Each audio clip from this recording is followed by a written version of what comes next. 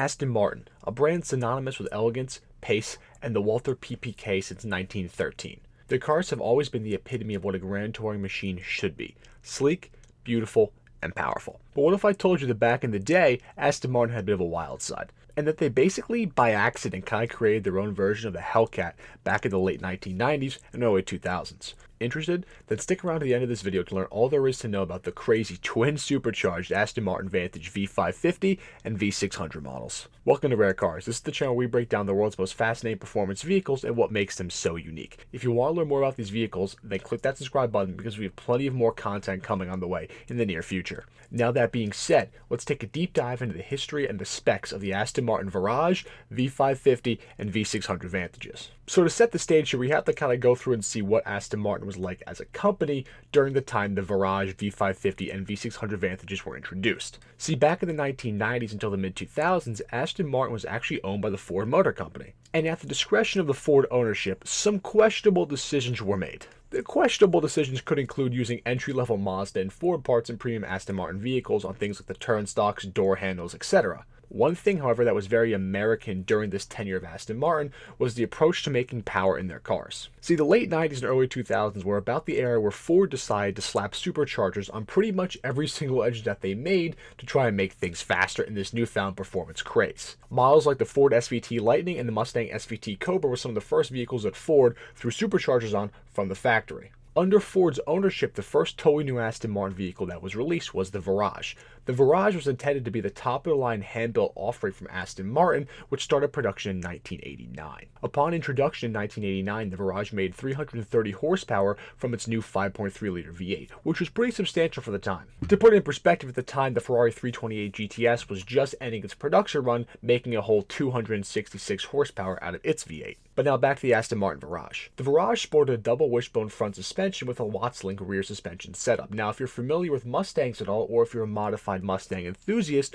you are likely very familiar with what a Watts-Link itself is. The Virage itself was a pretty quick car for the day, but to be frank, it was not world-beating performance-wise in any right, and a lot of the public wasn't necessarily sold on the newer Lagonda-based styling that the Virage used. The Virage was also a pretty heavy car. Even with its entire aluminum body, it still weighed about 4,000 pounds. Another main problem that the Virage faced is during its production run, the United States changed the laws about importing vehicles and what was required for crash test ratings. Past 93 in the United States, a passenger airbag was required in all new cars, something that the Aston Martin Virage did not have and did not add to the vehicle. Therefore, after 1993, the Virage was no longer allowed to be brought into the United States as it was not legal. A combination of not being able to be sold in the United States, the unpopular styling, and overall performance that was not that impressive for the price point at the time caused pretty slow sales for the Aston Martin Virage. Only about 700 cars were produced during the entire production run. Special Virage models were introduced like the Volante and even the super limited wide-body 6.3-liter Aston Martin Works Virage,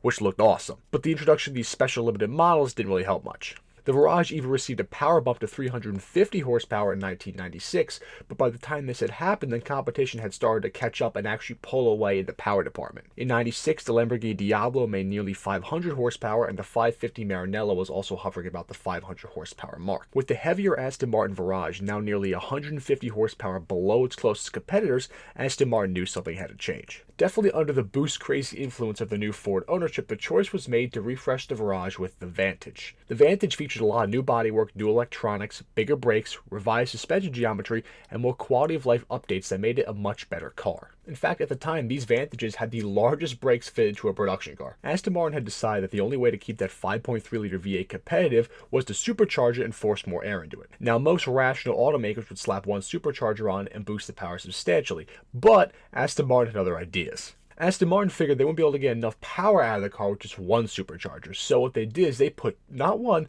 but two Root-styled Eaton superchargers on the car, and the end result was absolutely outstanding. The twin supercharged versions bumped the 5.3-liter V8's power output from 350 horsepower to 550 horsepower and 555 foot-pounds of torque. That's a whole 200 horsepower increase with the same base motor. And when you give a 200 horsepower increase to the newest model in the lineup, the people that bought the previous model, the Virage, were likely extremely envious. As a result of this newfound power upgrade, the Vantages were a whole 3 seconds quicker to 60 than the Virages, and they could top out almost 30 miles an hour at 186 miles per hour versus the Virage's 156 to 158 mile an hour top speed. This engine upgrade dramatically changed the character of the car. No longer was it just a slightly spirited Grand Tourer. The V8 Vantage was now a Grand Tourer, an Autobahn blaster, and a certified menace to society in all aspects. This twin supercharged V8 powered muscle car in a finely tailored Brioni suit was an absolute monster for the time. Unfortunately, even with the crazy horsepower increase for the Vantage, these cars were still just not selling that well for the time, especially when compared to the much more traditionally beautiful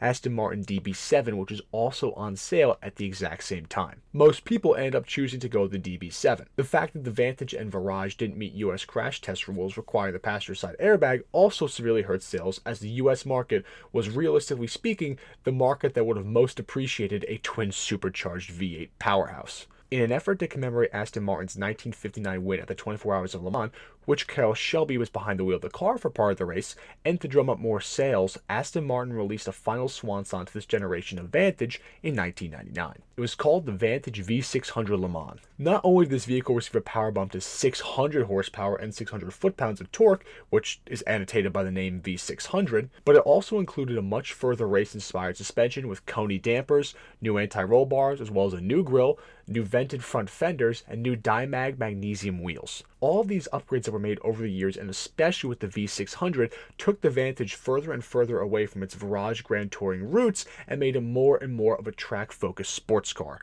with a luxury component. In the interior of the V600 Le Mans, everything was made more racing inspired, with a bigger tachometer, new electronics, etc. But in typical Aston Martin fashion, they also wanted to make sure the interior was still a nice place to be, so it included Connolly leather and even had a unique titanium finish on some of the interior pieces to make them stand out and look oh so much better. With all the upgrades the V600 Le Mans got, the V600 can now top out at 199 miles an hour and clock a 0 to 60 in 3.9 seconds in 1999. 3.9 seconds is no slouch today, but imagine that in 1999 rolling off the showroom floor. The V600 could also hit 0 to 100 miles an hour in just 10 seconds, which even today is still a pretty respectable number that nobody would frown upon.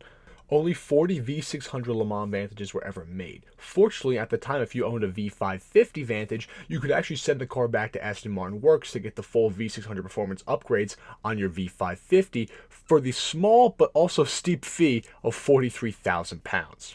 To put the pricing in perspective, a V600 Le Mans back in 1999, all said and done, was about £240,000 as far as price.